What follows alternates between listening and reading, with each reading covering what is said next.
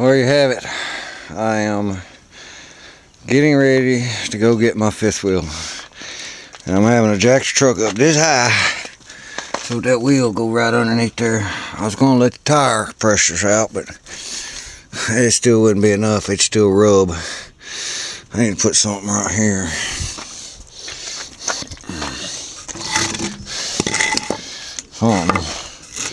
It's only balancing on 3 blocks right now.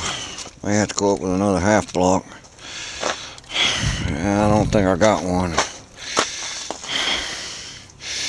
Well, either way, I'll come around and it's work.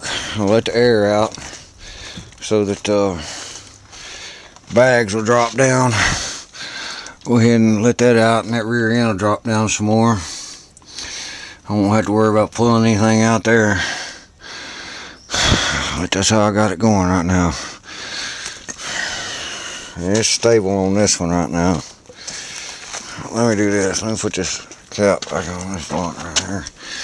I'm going to roll pretty close. I'll be right on it, right there on that one. I ain't kidding you, I'm going to be right on it. I might have to let the air out anyway. We'll see. We're going to let her down. Enjoy.